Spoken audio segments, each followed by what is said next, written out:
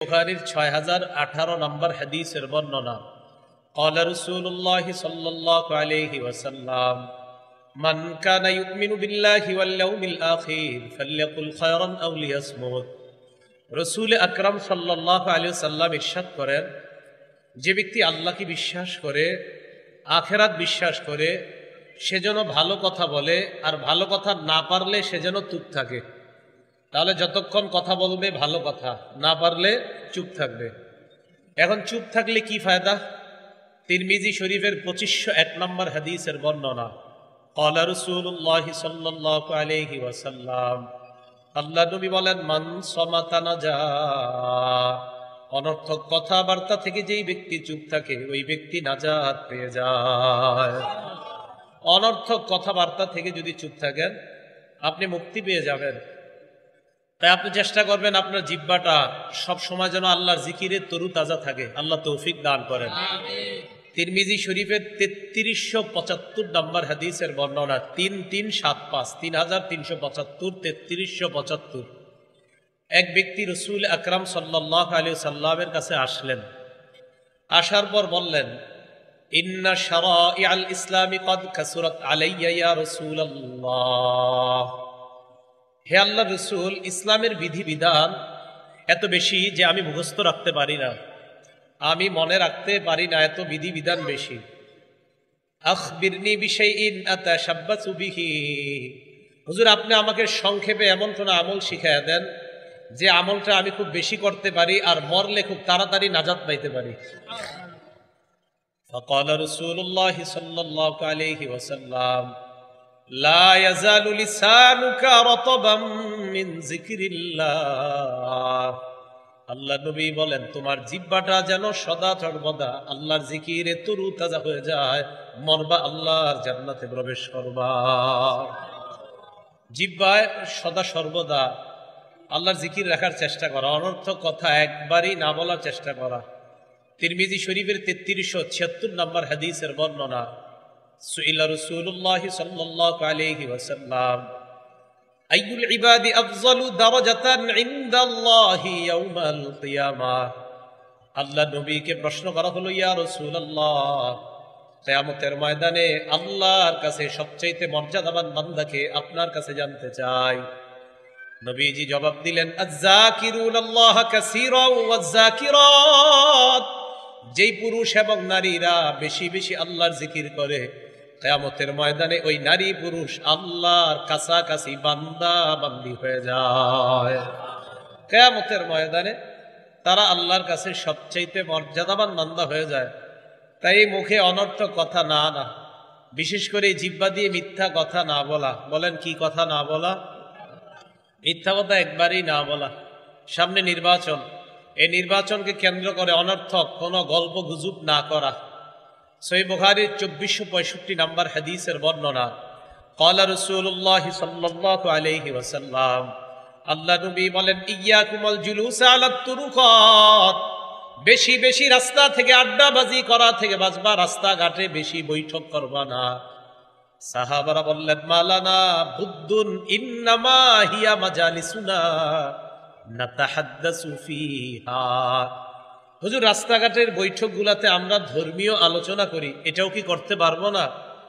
ফাকালা রাসূলুল্লাহ সাল্লাল্লাহু আলাইহি ওয়াসাল্লাম, ফাইন আবাইতুম ইল্লাল মাজালিসা ফাআতুত তরিকা হাক্কা, যদি রাস্তায় বসতেই হয় তাহলে রাস্তার 5টি হক আদায় করবা। জোরে বলেন, রাস্তার হক কয়টা? 1 নাম্বার গদ্দুল বাসর, দৃষ্টি নিচে রাখবা। 2 নাম্বার ওয়াকাফুল আযা, রাস্তা থেকে কষ্টদায়ক বস্তু সরায়া দিবা। এই আমলটা করেননি আপনারা? রাস্তা থেকে কষ্টদায়ক বস্তু সরায়া দেওয়া কত বড় ফজিলতের কাজ। সহিহ বুখারীর 652 নম্বর হাদিসের বর্ণনা ক্বালা রাসূলুল্লাহ সাল্লাল্লাহু আলাইহি ওয়াসাল্লাম, বাইনামা রাজুলুন ইয়ামশি বিতরিকিন ওয়াজাদা গুসনা শাওকিন আলা তরিক, আল্লাহ নবী বলেন, আমার কোন উম্মত রাস্তা দিয়ে যায়, যাওয়ার সময় যদি একটা কাটা পায়, ইটের টুকরা পায়, কলার সিলকা পায়, ফাআখরা, এই কাটা কলার সিলকা যদি রাস্তা থেকে সরায়া দেয়, শাকারাল্লাহু লাহ, আল্লাহ ওই মুহূর্তে ওই বান্দার উপর সন্তুষ্ট হয়ে যায়। ওয়া গফারা লা, তার আগের জিন্দেগীর সব গুনাহগুলো আল্লাহ মাফ করে দেয়। রাস্তার হক কয়টা? 1 নাম্বার গদ্দুল বাসর, নজর নিচে রাখা। 2 নাম্বার কাফুল আযা, কষ্টদায়ক বস্তু সরায়া দেওয়া। 3 নাম্বার রদ্দুস সালাম, সালামের জবাব দেওয়া। 4 নাম্বার আমরুন বিল মারুফ, নেক কাজের আদেশ করা। 5 নাম্বার ওয়ানাহয়ুন আনিল মুনকার, অসৎ কাজ থেকে নিষেধ করা। মনে থাকবে নি সবার? এই 5টা হক রাস্তার। তাহলে রাস্তার মধ্যে আড্ডাবাজি, গল্প ইত্যাদি এগুলা করা রাসূল নিষেধ করেছেন। কেন? এগুলার মধ্যে অনর্থক কথাবার্তা বেশি হয়, আর অনর্থক কথাবার্তা বলা এটা রাসূল পছন্দ করতেন না। সহিহ বুখারী 6473 নম্বর হাদিসের বর্ণনা, মুগীরা ইবনে শু'বাহ রাদিয়াল্লাহু তাআলা আনহু বলেন, কানা রাসূলুল্লাহ সাল্লাল্লাহু আলাইহি ওয়াসাল্লাম ইয়ানহা আন কিলা ওয়া ক্বাল, আল্লাহর নবী অনর্থক আজাইরা পেঁচাল পারতে নিষেধ করছেন। পেঁচাল বলি না, আজাইরা, এটা নিষেধ। ওয়া কাসরাতিস সুআল, অতিরিক্ত প্রশ্ন করতে নিষেধ করেছেন। ওয়া ইদাআতিল মাল, সম্পদ অনর্থক নষ্ট করতে নিষেধ করছেন। ওয়া মানইন ওয়াহাত, ভিক্ষা করতে আর কৃপণতা করতে নিষেধ করছেন। ওয়া ওয়াদিল বানাত, জীবন্ত কন্যা সন্তান মাটির নিচে পুঁতে ফেলতে আল্লাহ নবী নিষেধ করছেন। তাহলে 1 নাম্বার নিষেধাজ্ঞা। 4 বন্ধু রাস্তার মধ্যে একসাথে হয়ে অনর্থক গল্প গুজব করা, এটা আমার আল্লাহ নবীর নিষেধ। আর আজকে থেকে আমরা অনর্থক গল্প গুজব করব না ভাই। এমনকি এই মাহফিলের মঞ্চে কেউ বসে আমরা অনর্থক কোনো কথা, একটা কথাও বলবো না। এমনকি মিথ্যা কথা বলে শ্রোতাদেরকে হাসানোর চেষ্টা করব না।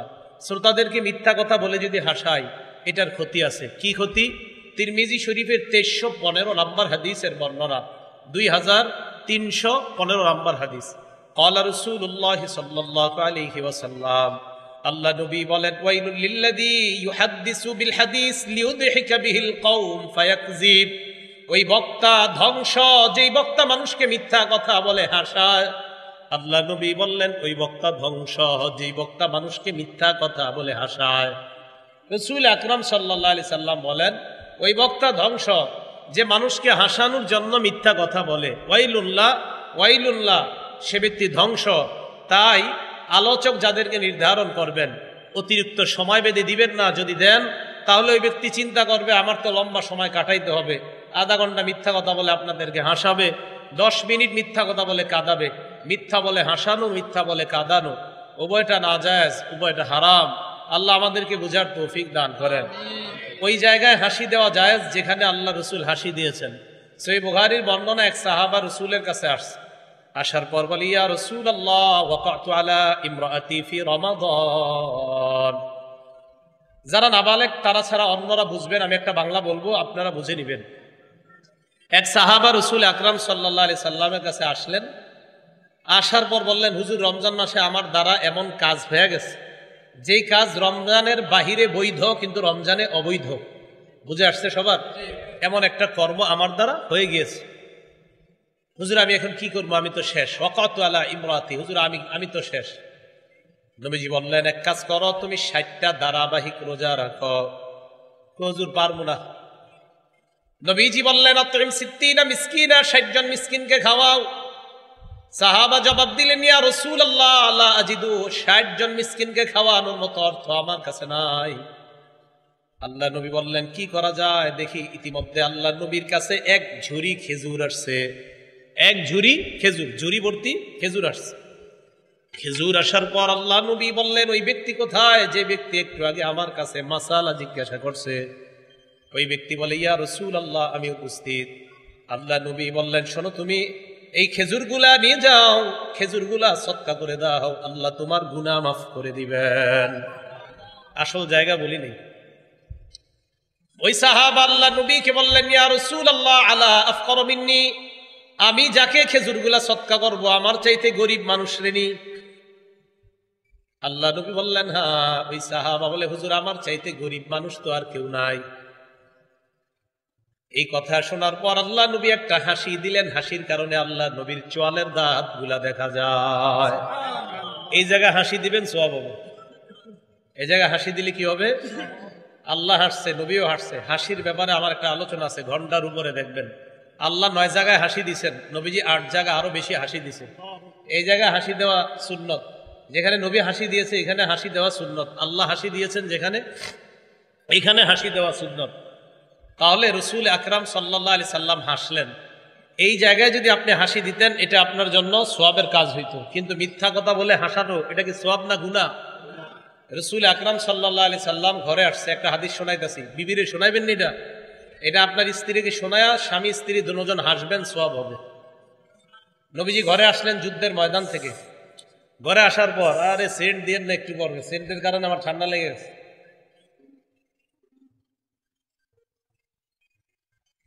নবীজি সাল্লাল্লাহু আলাইহি সাল্লাম ঘরে আসলেন, আসার পর ঘরে ঢুকলেন, ঢুকার পর এক কোনায় দেখে পর্দা ঝুলতেছে, বাতাসে ওই পর্দা উঠে গেছে। নবীজি সাল্লাল্লাহু আলাইহি সাল্লাম দেখে পর্দা উঠে যাওয়ার পর সেখানে কিছু খেলনা দেখা যায়। আম্মাজান আয়েশা সিদ্দিকাকে বললেন, এইগুলা কি? আম্মাজান আয়েশা বললেন, হুন্না বানাতি, এইগুলা হলো আমার কন্যা, এগুলা আমার মেয়ে। এগুলা আমার কি? নবীজি বললেন, মেয়ে মানে কি করো? এইগুলা আমি খেলি, এগুলা দিয়ে। নবীজি বললেন, বুঝতে পারলাম তোমার খেলনা এইগুলা। মা আরো অবস্থা, হুন্না খেলনাগুলার মাঝখানে ওইটা কি? জানায় সাগো, এটা চিনেন না, এটা হলো ঘোড়া। খেলনার মাঝখানে একটা ঘোড়া। আল্লাহ নবী কয়, ঘোড়ার আবার ডানা আছে, ঘোড়ার উপরে দুইটা ডানাও আছে। আল্লাহ নবী কয়, এটা আবার কেমন ঘোড়া? লাহু জানাহান, যে ঘোড়ার দুইটা ডানা। ঘোড়ার কি আবার ডানা হয় নাকি? আম্মা জান আয়েশা বলেন, আমা আলিমতা আন্নালি সুলাইমানা খাইলান লাহা আজনিহা, আপনি কি জানেন না সুলাইমান নবীর ঘোড়া ছিল, এই ঘোড়ার ডানা ছিল অনেকগুলা, আমার ঘোড়ার ডানা তো মাত্র দুইটা। আম্মা জান আয়েশা বলেন, আমার বাচ্চা সুলভ কথা শুই না আল্লাহ নবী একটা হাসি দিলেন, হাসির কারণে নবীর চোয়ালের দাঁত গুলা দেখা যায়। এখানে হাসি দেওয়া সুন্নাত। এখানে হাসি দেওয়া কি? এই জায়গার যদি কোনো আলোচক এই হাদিস বইলা হাসায়, সুন্নাত। কিন্তু মিথ্যা কথা বইলা হাসানো কি? গুনাহ, ওই বক্তা ধ্বংস। তাহলে এই জবান দ্বারা অনর্থক কথা বলার কোনো সুযোগ নাই। শুধু তাই না, আমি আপনাদেরকে যা বলবো আমল যদি আমি না করি, মুখ দিয়ে বলার পর যদি আমল না করি, তাহলে আমার মতো আলোচক যে আমি সহ আমাদের ভয়ঙ্কর অবস্থা হবে। দলিল সহিহ বুখারী 3267 নম্বর হাদিসের বর্ণনা। ক্বালা রাসূলুল্লাহ সাল্লাল্লাহু আলাইহি ওয়াসাল্লাম, আল্লাহ নবী বলেন, ইউজাউ বির-রাজুলি ইয়াউমাল কিয়ামাহ, কিয়ামতের ময়দানে এক ব্যক্তিকে আনা হবে, আনার পর ফায়ুলকা ফিন-নার, ওই ব্যক্তিকে জাহান্নামে নিক্ষেপ করা হবে। ফাতানদালিকু আকদাবুহু ফিন-নার, তার পেটের নাড়ি বুড়িগুলা আগুনের তাপে বের হয়ে যাবে। নারী বুলা বের হওয়ার পর ফায়াস্তামিউ আহলুন নারি আলাইহি, অন্যান্য জাহান্নামীরা তাকে দেখতে আসবে। এও জাহান্নামী, অন্য জাহান্নামীরা তাকে দেখতে আসবে। দেখতে আসার পর তাকে বলবে, ইয়া ফুলান মা শানুকা লাম তাকুন তা'মুরুনা বিল মা'রুফ ওয়া তানহানা আনিল মুনকার, তুমি কি অমুক বক্তা না, যেই বক্তা আমাদেরকে নেক কাজের আদেশ করতা, অসৎ কাজ থেকে নিষেধ করতা? বক্তা সাহেব বলবে, হ্যাঁ আমি অমুক বক্তা। তখন জাহান্নামীরা বলবে, কি ব্যাপার তোমার এমন অবস্থা কেন? বক্তা জবাব দিবে, কুনতু আমুরুকুম বিল মা'রুফ ফালা আতি, আমি তোমাদেরকে নেক কাজের আদেশ করতাম, আমি নিজে করতাম না। ওয়া কুনতু আনহাকুম আনিল মুনকার ওয়া আতিহি, আমি অসৎ কাজ থেকে নিষেধ করতাম, আমি নিজে এইগুলা করতাম। তাহলে মুখ দিয়ে কোনো কথা বলতে বড় সাবধান, এই কথার কারণে যেন জাহান্নামী না হয়। রাসূল আকরাম সাল্লাল্লাহু আলাইহি ওয়াসাল্লাম মেরাজে রওনা করলেন।